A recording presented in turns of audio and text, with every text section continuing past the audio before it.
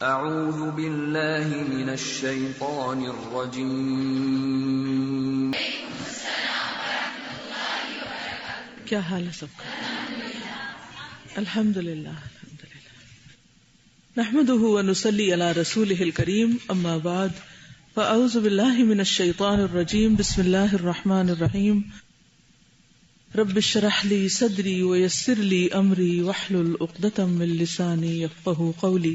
فصل 97، صفحہ نمبر 459 459۔ محبوب یا مکروہ کو اختیار کرنے کا مسئلہ۔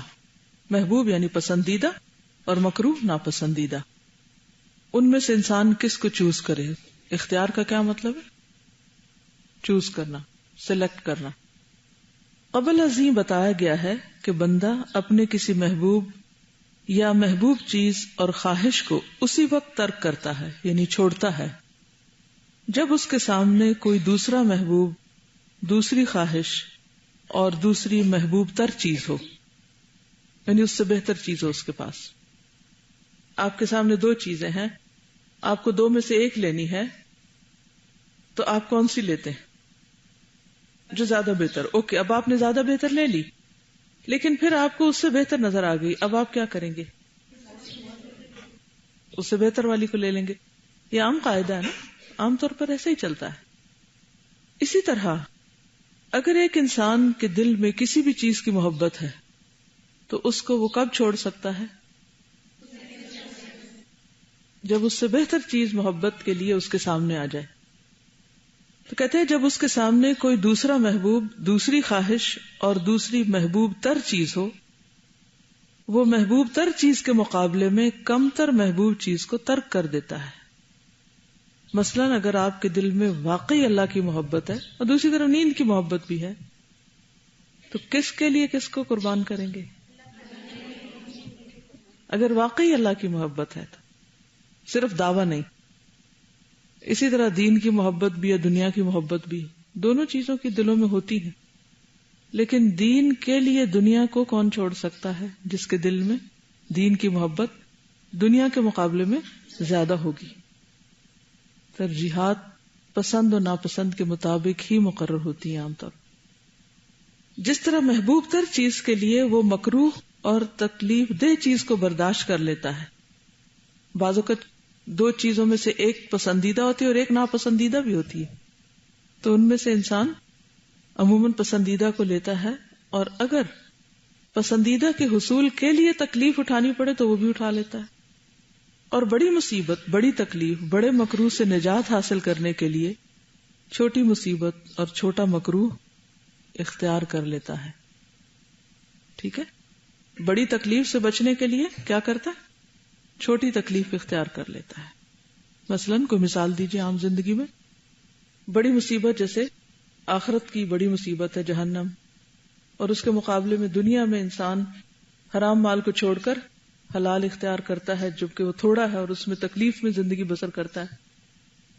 اب دنیا کی دو چیزیں کی بات کیجیے، دو دنیا کی چیزیں جس میں سے اگر آپ چھوٹی تکلیف نہیں اٹھائیں گے تو بڑی میں پڑ جائیں گے۔ جیسے کڑوی دوا کیوں کھاتے ہیں؟ تاکہ بڑی تکلیف سے نجات پا سکیں۔ سرجری کیوں کرواتے ہیں؟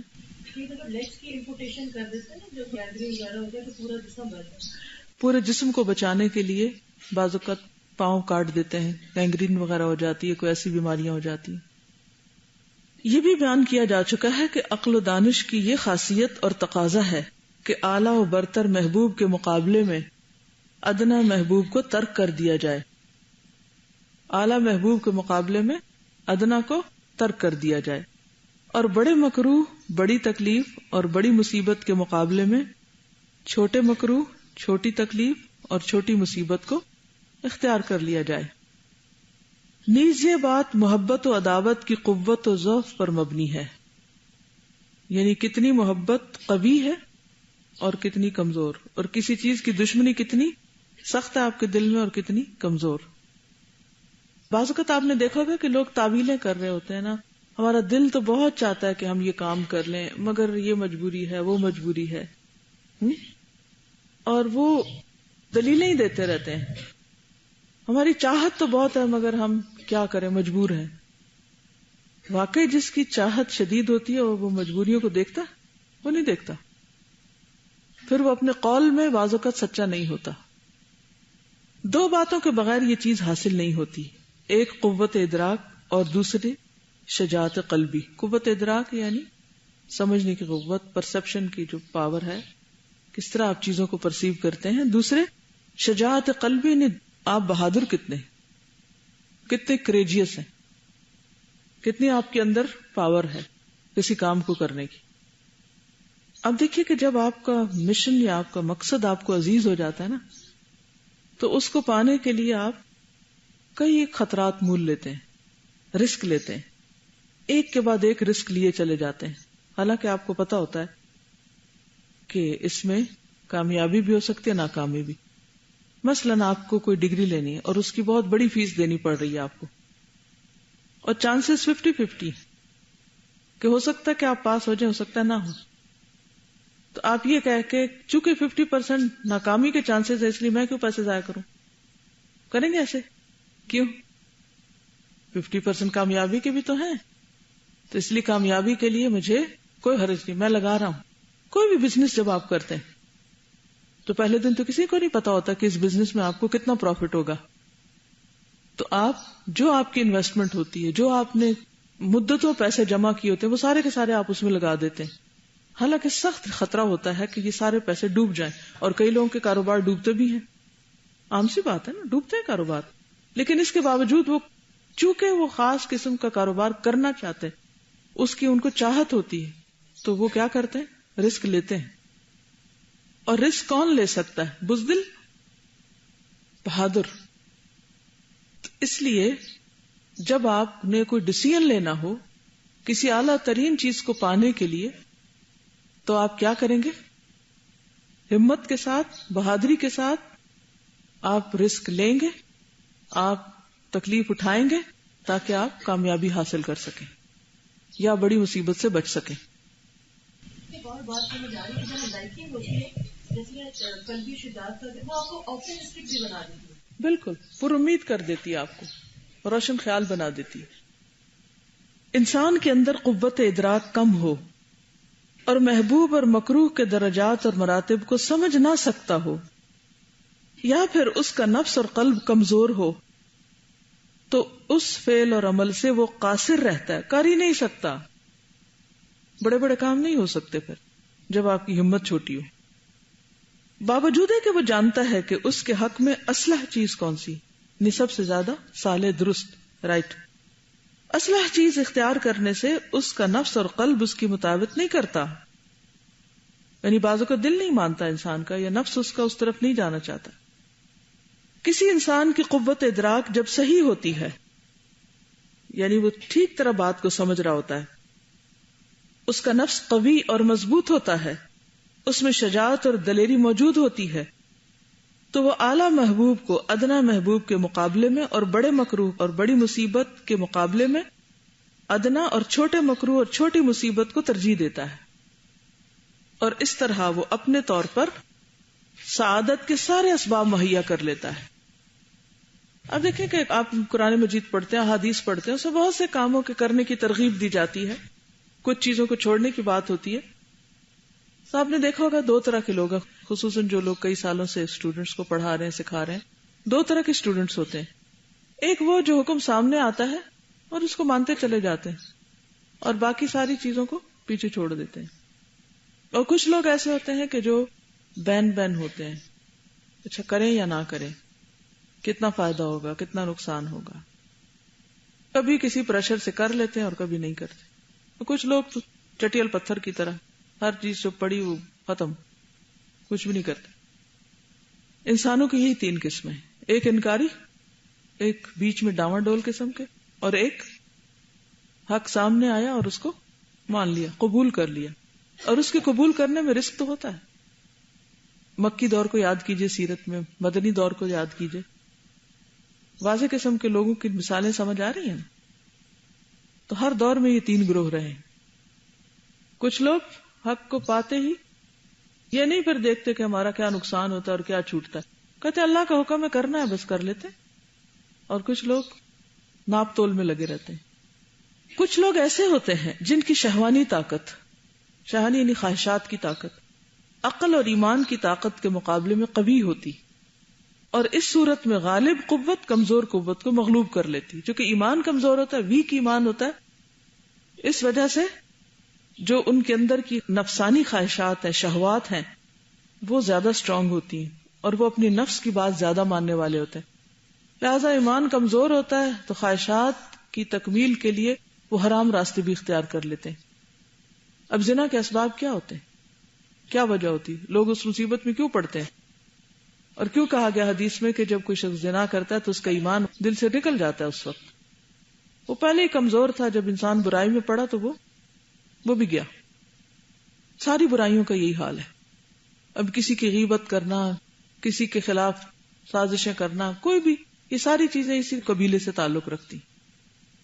تو اس لیے بہت ضروری ہے کہ انسان خواہشات کو کم کرنے کے لیے کس کو مضبوط کرے؟ ایمان کو مضبوط کرے.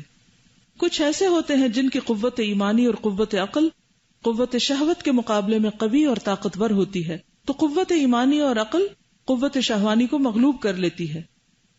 جب طبیب کے پاس کوئی مریض آتا ہے تو طبیب یعنی حکیم تشخیص مرض کے بعد، یعنی مرض کو ڈائگنوز کرنے کے بعد مضر اشیاء سے اسے پرہیز کرنے کی ہدایت کرتا ہے کہ یہ چیزیں آپ کے لیے بہت نقصان دہ. اسے کوئی ڈائبٹیز کا مریض ہے تو اسے کیا کہا جاتا ہے کہ تم شوگر چھوڑ دو.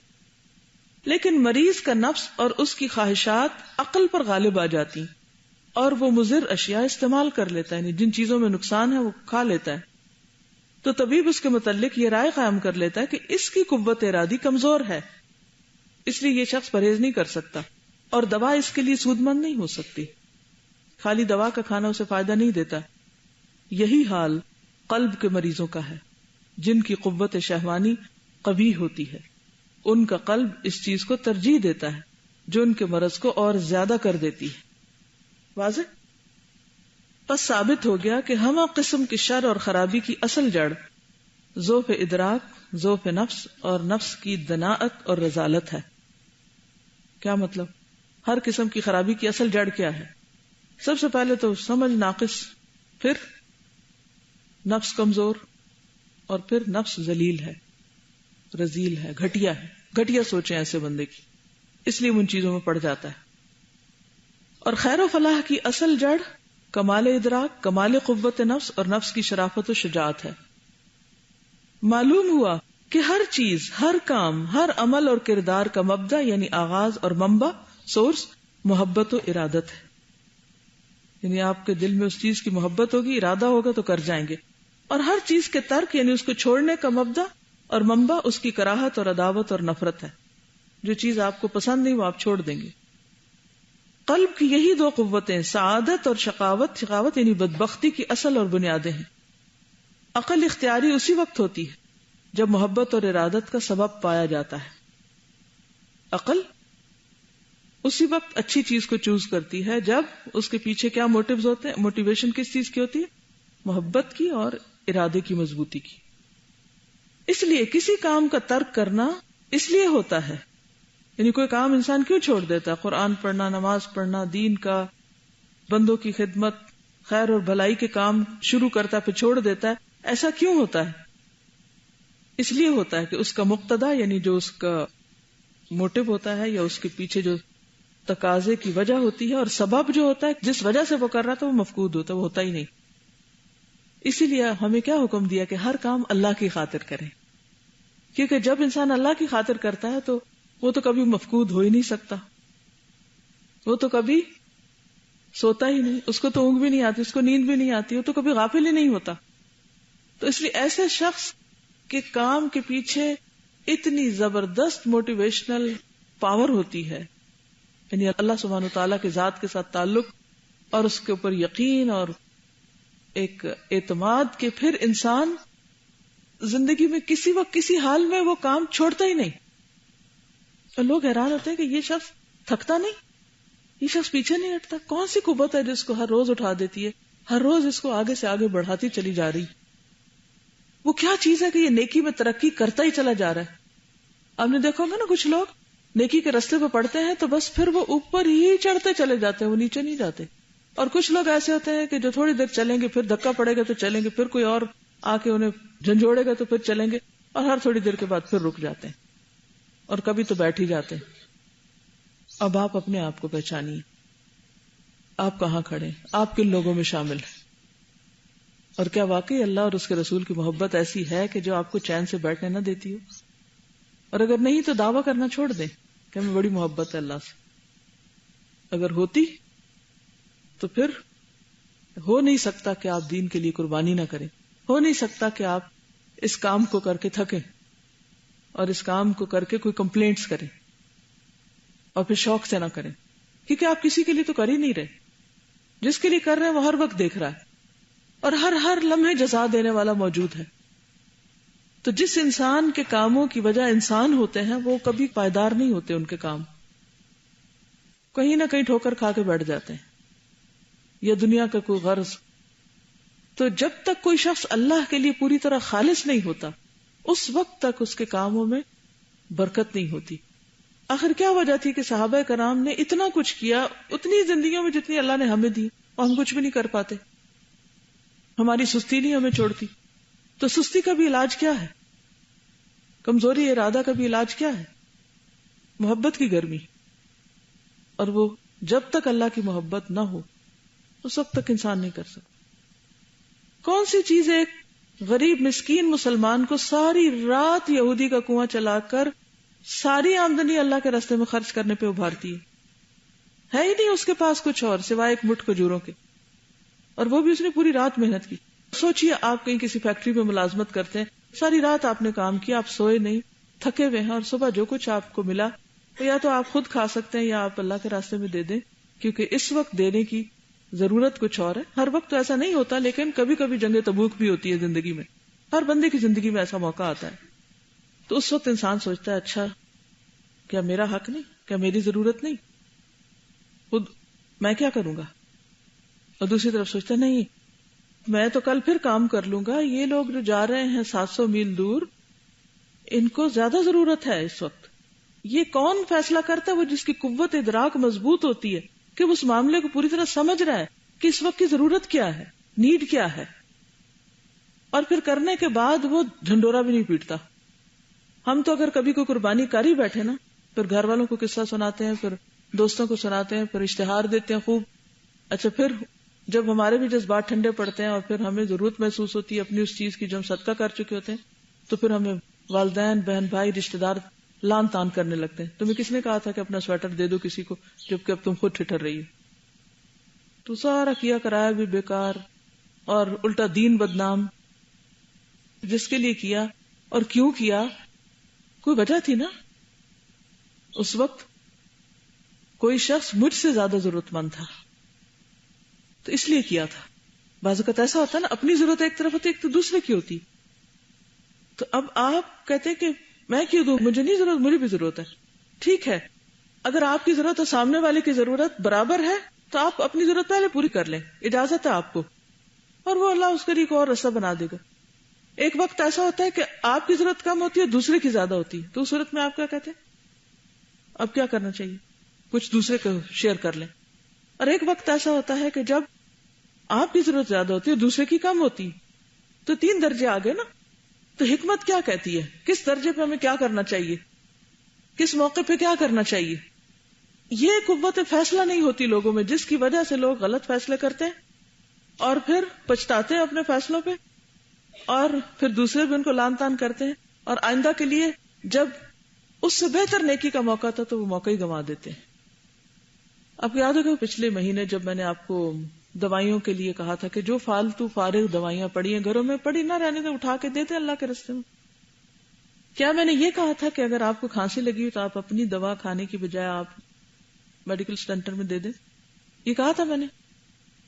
لیکن کسی نے ایسا ہی کیا، اپنی دوائی کسی اور کو دے دی، جمع کرا دی، صدقہ کر دی، اور پھر گھر جا کے بتا دیا۔ اب آپ کا اتنا لمبا چوڑا لیٹر میرے نام آ گیا کہ بچی بیمار ہو اور آپ دوائی اس کی صدقہ کروا دیتی۔ خلاصہ اس کا یہ تھا، میں نے تو یہ نہیں کہا تھا کہ اگر آپ خود بیمار ہیں تو اپنی دوائی لے آئیں اور سارے لوگ اپنی اپنی دوائیاں چھوڑ کے خود مریں اور غریبوں کو دے دیں، یہ تو نہیں کہا تھا۔ ظاہر ہے آپ بیمار ہیں، اگر آپ دوا کھا رہے ہیں تو آپ کو کھانی ہے، اپنی دوا رکھیں. لیکن جو دوائیاں آپ کھا ہی نہیں رہے، کوئی بھی نہیں کھا رہے اور کوئی امید بھی نہیں کہ کوئی کھائے، تو اب کیا ہوتا ہے، ہماری حماقتوں کی وجہ سے دین بدنام ہوتا ہے. اور اگر ہم نے کبھی ایسی حماقت کر ہی لی تو اس کا ڈنڈورا کیوں پیٹتے ہیں؟ گھر والوں کو کیوں جا کے بتاتے ہیں؟ پھر شاید ہم ان سے کہتے ہیں ہمیں اور دوا لے دے، تو وہ پھر ڈانٹتے ہیں کہ پہلی کہاں ہے. مثلاً اگر آپ کے پاس ایک جلباب ہے اور کسی کو شوق آ گیا کہ وہ بھی جلباب پہنے، تو اب آپ یہ تو نہیں کر سکتے اپنا اتار کے اسے دے دیں. آپ کیسے گھر جائیں گے؟ اس وقت آپ کسی کو سفارش کریں. نبی صلی اللہ علیہ وسلم کیا کرتے تھے کہ ایسے موقع پر کسی اور کو کہہ دیتے تھے کہ بھی تم اس کو لے جاؤ، تم اس کی ضرورت پوری کر دو. الدال علی الخیر کفاعلہ، آپ کا دل تھا میں کرتی، میرے پاس ہے نہیں، میں نے کسی کو کہہ دیا، اس نے کر دیا، بات ختم. تو اصل نیکی وہ کرتا ہے جس کے اندر ساتھ حکمت بھی ہوتی کہ کس وقت کون سا کام کیسے کتنا کرنا ہے. اور اگر ہم حماقتیں کرتے رہے نا تو یقین کریں کہ دین بدنام ہوگا. اور اگر دین بدنام ہوا تو ہمارے صدقے فائدہ نہ دیں گے، کیونکہ ہم نے دین کو نقصان دیا ہے. تو 3 موقع ہے نا، آپ اس ایکویشن کو لکھ لیں، ایک لکیر کھینچ لیں. میں زیادہ ضرورت مند، دوسرا کم ضرورت مند. جتنا میں ضرورت مند اتنا ہی دوسرا ضرورت مند. اور تیسرا کیا لکھیں گے؟ میں کم ضرورت مند، دوسرا زیادہ ضرورت مند. پہلا کیا لکھا تھا؟ میں زیادہ ضرورت مند. اور دوسرا میں ضرورت مند اور دوسرا بھی اتنا ہی ضرورت مند. اور تیسرا میں کم ضرورت مند، دوسرا زیادہ ضرورت مند. کس موقع پہ کیا کریں گے؟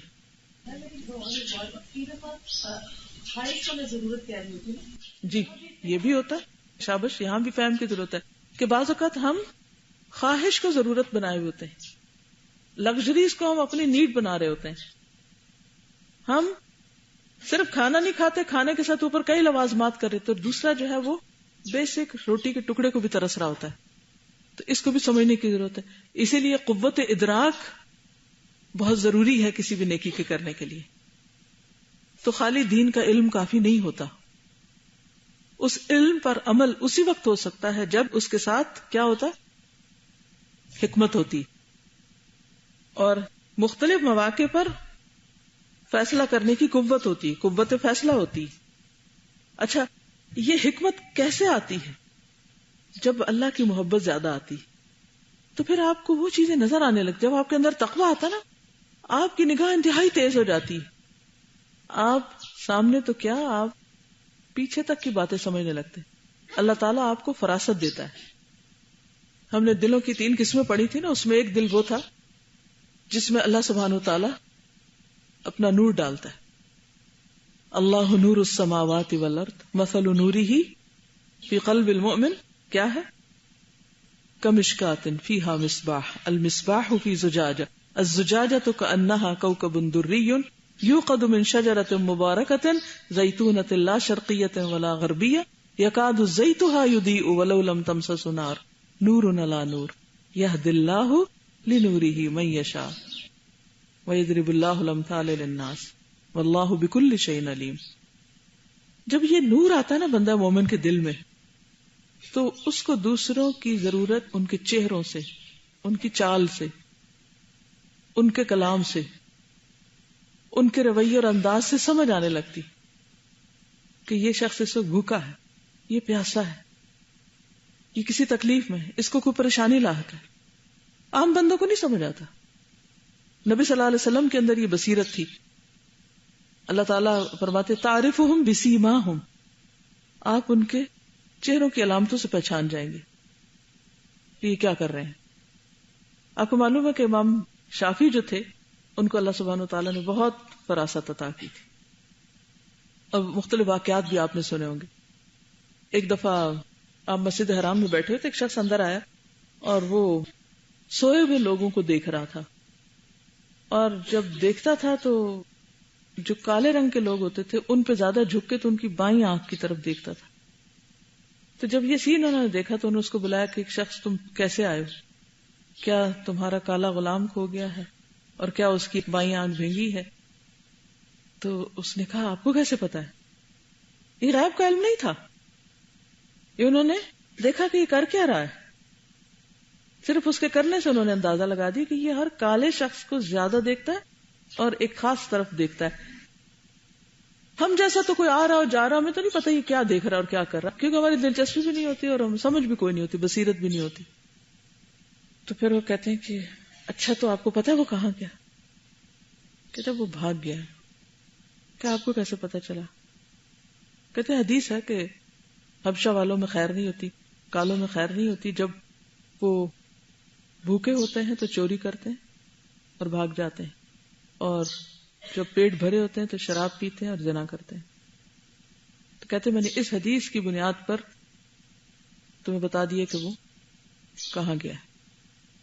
تو بات یہ ہے کہ خوابوں کی تعبیر کا علم کہاں سے آتا ہے؟ کوئی غیب کا علم ہوتا ہے؟ کوئی فراست ہوتی ہے.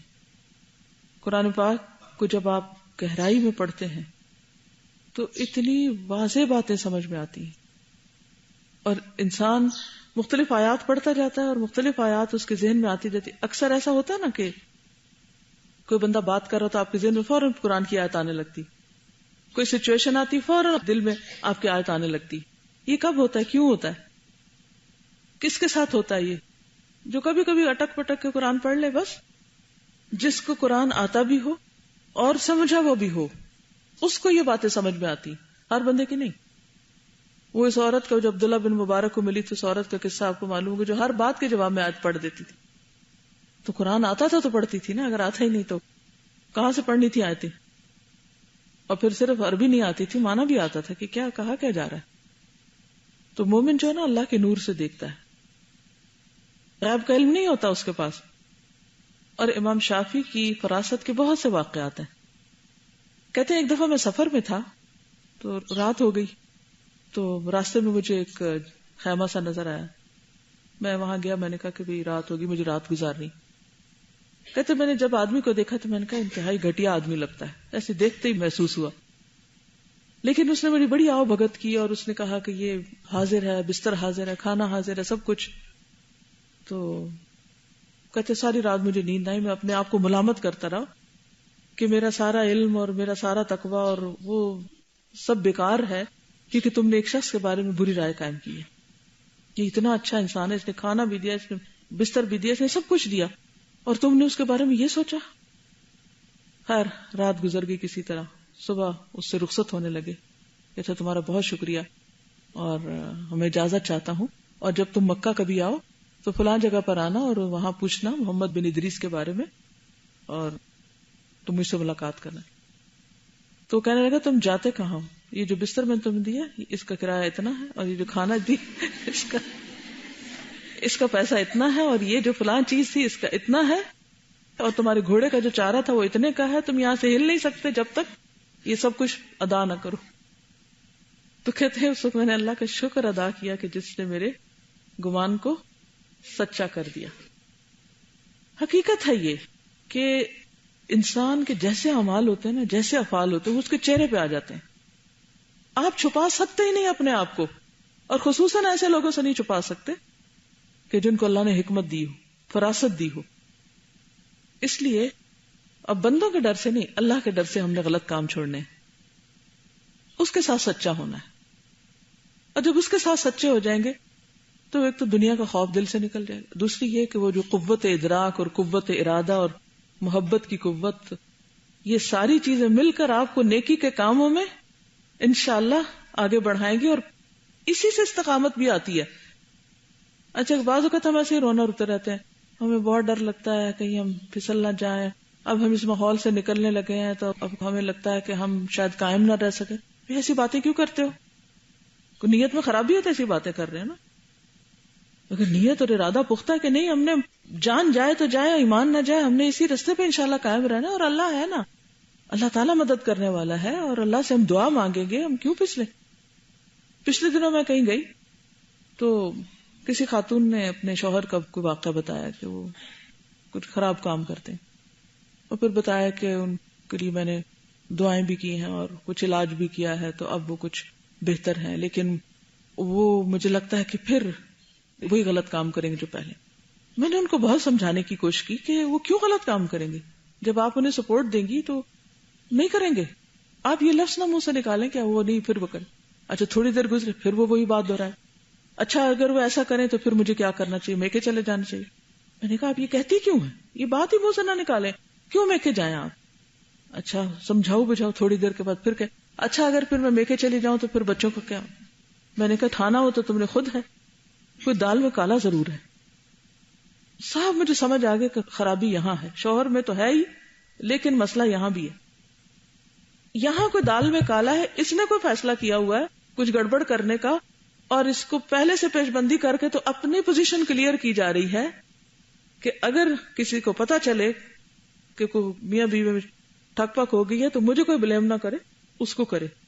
ہوشیاریاں دیکھیں آپ, ان کیدکن عظیم. آخر وہی ہوا. ہفتے 2 ہفتے بعد مجھے خبر ملی کہ وہ گڑبڑ ہو گئی. وہ ایک پورا ڈرامہ کیا گیا جو کرنا تھا. مجھے ویسے دلچسپی نہیں ہوتی کسی کے معاملات میں, لیکن تھوڑی سی میں نے جاننے کی کوشش کی کہ اصل وجہ کیا ہے. تو پتہ چلا کہ شوہر نے اسے کسی چیز سے منع کیا تھا کہ یہ نہ کرو, اور اس نے کہا نہیں میں نے کرنا. جو شوہر نے جس چیز سے روکا اس نے وہ کی, اور ڈٹ کے کی, اور کافی زیادہ کی, جس کے نتیجے میں شوہر کو غصہ آیا اور اس نے کہا اچھا جس چیز سے تم مجھے روکتے میں بھی اب وہ پھر کروں گا.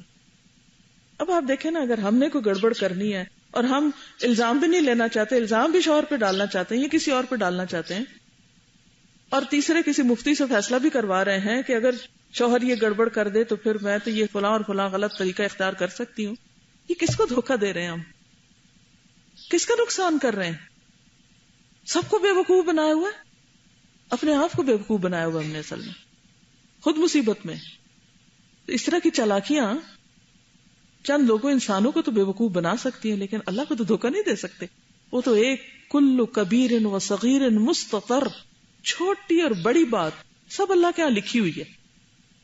تو اس وقت مجھے خیال ہے کہ الحمدللہ کہ وہ جو میں نے اندازہ لگایا تھا کہ یہاں کچھ گڑبڑ ہے, اس نے ارادہ کیا ہوا ہے کچھ کرنے کا, اور یہ اس کا الزام خود نہیں کسی اور کو دینا چاہتی ہے. تو یہ ہے کہ سب کو چھوڑیں, اپنے آپ کو دیکھیں کہ ہم دنیا میں بہت بڑی بڑی باتیں کر کے اپنے رونے دھونے کو بھی اور اپنی خرابیوں کو بھی جسٹیفائی کر سکتے ہیں, ہم کسی کو بے وقوف بنا سکتے ہیں, لیکن اللہ کے ہاں کیا منہ دکھائیں گے جب ایک ایک چیز کھولی جائے گی.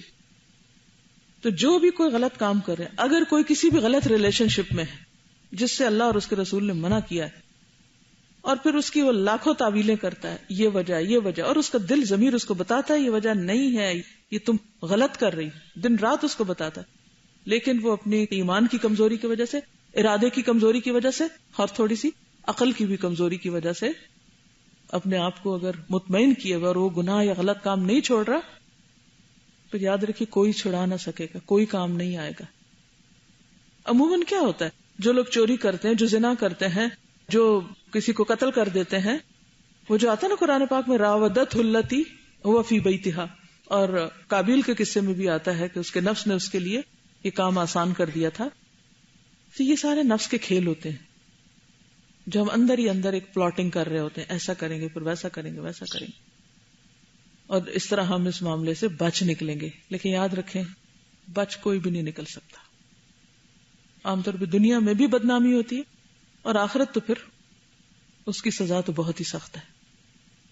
تو زندگی صرف لذتوں میں جینے کا نام نہیں ہوتا کہ ہم صرف لذت کی خاطر جئیں, صرف خواہشات کی تکمیل میں جئیں.